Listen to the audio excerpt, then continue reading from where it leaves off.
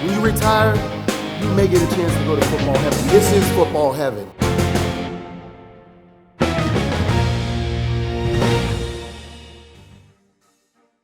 It is an honor and pleasure to be joined by the Fighting Tigers of Tennessee State University's new head coach, NFL legend, Mr. Eddie George. Coach George, welcome to the show and congratulations, sir.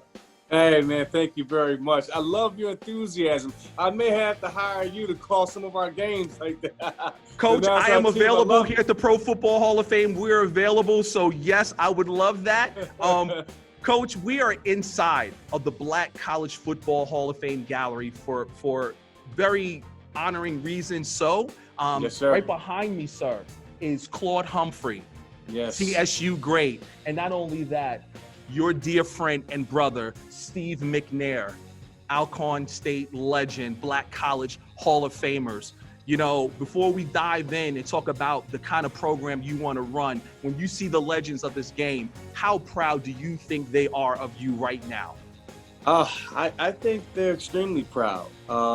You know, this in some roundabout way is a great paying homage to Steve McNair and how he had such an esteemed Hall of Fame career at Alcorn State. I did not foresee this opportunity in my life. God has a way of putting things in place for you, and this feels like one of those situations. And I just want to do everybody proud and put a product in the field that everybody can really be proud of. Coach George, speaking of that, who from the TSU family called you right away and congratulated you and welcomed you into the fold? Oh, wow. Well, I've seen a couple guys. Richard Dent, said hello to him. A few guys, Randolph Williamson, who played with Ed Too Tall Jones. In fact, I got to call Ed here in a little bit. But I know a lot of people in the Nashville area that are Tennessee State alums, and they are really thrilled. It caught them by surprise. But I think as it's settling in, realizing that this is a real thing, and I think people are really getting excited about it for sure. Let's talk about that. What attracted you to the job? Well, it was a situation where I have a existing business relationship with the president, President Glover, and in short, they asked me to become their next head coach. And in the beginning, it was if I were to rate my enthusiasm about the opportunity, was at a dead zero. But after doing my due diligence and a lot of soul searching, a lot of praying, and just listening to where I was going and where I was needed, because coaching and leadership is an act of service. That's right. And that, to me, was very important, that I could devote not 95% of me, but 100% of me to this opportunity. And I got to the place where I felt like I was ready to make that move. And that's kind of how it was. So it was presented to me, but now I think it's mutually beneficial for all parties that we're attempting to do something great here. With that being said, let's talk about your mission, the values, and the vision of TSU football as you take this position. What kind of program you want to run? Because I look here, most NFL players from HBCUs, 121, and TSU leads the way of the top 5 HBCUs that have their young talent go to the next level where you played at. Yeah, well, it starts with tradition. That very thing. This school is not foreign to success. They've had 13 Black national championships. You've mentioned Claude Humphreys, Richard Dent as Hall of Famers, great players like Ed Too Tall Jones, Dominique Rodgers-Cromartie, to name a few, have come through this esteemed place. Hall of Fame coaches. So it is. It starts with that tradition of understanding that, hey, when you put on this uniform, when you put on this helmet, you represent something far greater. I mean, you carry the weight, and I understand that having played at, my alma mater, Ohio State, having played for the Houston Oilers in the NFL and now Tennessee Titans, I understand what that means. So tradition, education. My kids, I want them to graduate on time, get meaningful degrees. We're not going to take classes just to stay eligible. We're going to take classes that's going to propel your future. My kids are going to be intelligent on the football field and intelligent off the football field. Entrepreneurship is also another pillar. We're going to really preach thinking like an entrepreneur and having ownership of your thing. So after your playing days are done, you can leverage your football success, however long that is, into other opportunities for the rest of your life. And finally, all of that leads to performance on the field. I'm going to put out an excellent product, something that this fan base is going to be very proud of, a disciplined, focused, well-conditioned, physical. I'm going to repeat that again. Physical, running football team and a defense that's nasty, will stop the run and create turnovers. And we're going to win with class, and we're going to do it in a great way. Coach, if I was a young talent, which I cannot play football, but if I could, if I'm sitting, if you're in my parents' den and you're recruiting me, I'm signing up. So with that being said, how excited are you for the recruiting process to get underway? And have you had a chance to meet members of your team yet? Well, it's funny you mentioned that yesterday. The last 24 to 36 hours has just been that. It's coming in here, getting my arms wrapped around where the program is, what I've inherited, making some tough decisions with staff, bringing in the right teachers, the right coaches, really filling in the roles from the admin side. I talked with the kids briefly yesterday about my expectations moving forward, how things are going to change. You're going to start to see things transforming around here. The culture will be set. So those are the things that I'm doing right now. And I'm excited to get to recruiting. That's at the next phase of what I'm doing. This thing is happening in phases. So just really establishing the culture, setting up my operations, how we're moving, how we're going to flow, how we're going to get to our meetings, who's going to run them, all of these things we're trying to figure out right now, what's needed, what needs repairing. So before we even get to finding the groceries, we got to set the table first and know what type of groceries we can get, what we're built for. It doesn't make sense for me to go after a 5-star receiver when he's probably not going to be the fit for what we're trying to do. So we're going to be very strategic, rifle approach, and we're going to find guys that fit our program, guys of great character, guys that have great potential, and guys that want to be excellent. There's a place for mediocrity. It's not going to be here at Tennessee State. I know that's right. And with that being said, as far as your coaching staff, how's that taking shape? Are you leaning and looking on the level of former NFL coaches as well as NFL players yourself? That's a criteria, but that's not the major criteria. I'm looking for coaches with great coaching experience in college football, professional football, because this will be run like a professional organization in terms of this is how we're going to move.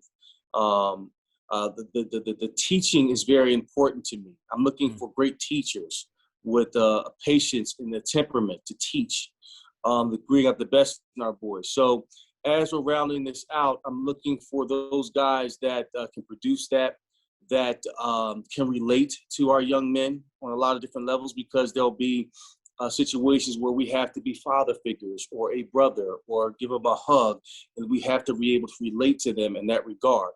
And discipline them. So that's what I'm looking for in terms of the criteria for my coaches, and their background obviously has something to do with it. I have to surround myself with the best coaches possible.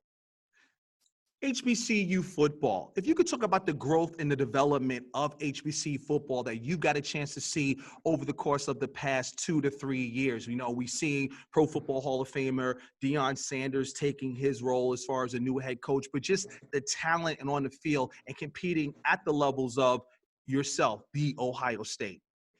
Yeah. HBCUs are very prestigious universities. They've produced a ton of talent. I mean, you look at the wall behind you. I mean, we're talking about all-timers and Jerry Rice, Walter Payton.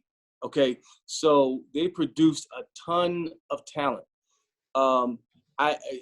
Getting under the hood and looking at how things are done at certain universities, there are some really great things to celebrate about at the facilities here, the staff, the faculty, and then there are areas that that need to be connected in a safe, responsible way. So I think bringing in the right system, the right infrastructure, the right structure can really propel these kids to say, hey, they don't necessarily have to go to Ohio State or go to some of these other schools to get where you want to go. In fact, you might really want to think about getting in here because you're going to get coached to play professionally on the field, but most definitely off the field. And that's the type of environment we're creating. So, given our resources, what we're trying to build, we're building something special. We're building something extraordinary. And if they want to be a part of that, that's a wonderful thing. That's what we're trying to do here. That's amazing, Coach. Well, switching gears, man, I got to talk about the Classic. September 5th, you have your first game right here in Ohio at your second home. Talk about the excitement of coming back, opening up against Grambling State right here in Canton, Ohio, where I know you were in Columbus, but you're coming back home, and it's a Classic. Yeah, it's unbelievable. When I saw the schedule and I saw that we're going to be, not only play against Grambling State, but playing in Canton, Ohio, where I played my college football, right down the street. I'm pretty sure we're going to have a few converted fans, from Buckeye fans to Tennessee State Tiger fans on that day. So I'm really excited about that. I pray and hope that by that time, we can have a full stadium at full capacity. It'll be wonderful. But a lot of emotions for me, obviously, being in this role, first game against an historic program like Grambling State, will be one for the ages. I can't wait. I can't wait for that day to come. But a lot has to happen between now and then for us to get there. What's it going to mean to walk your team through these halls and visit the bus gallery where they can see the legends of the game, guys that you competed against? It's going to mean a lot. I've been there on several occasions. A few of my friends have gotten inducted into the Pro Football Hall of Fame. That room is special. And that's the aim for every player that has played the game. And as you go through that hallway, you'll see the stories, you'll see what it took for them to get there. And they're going to understand the work required that has to go into that.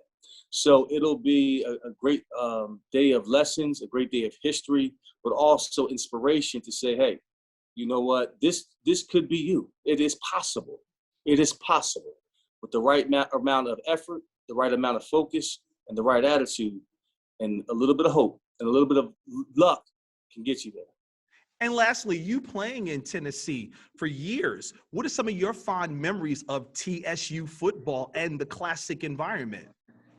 It's the classics. It's the environment. It's the fun. It's the pageantry around HBCU football. It's quite different from how they do it in the Big Ten or the SEC or out west. HBCU college football days are different, and that's what it's all about.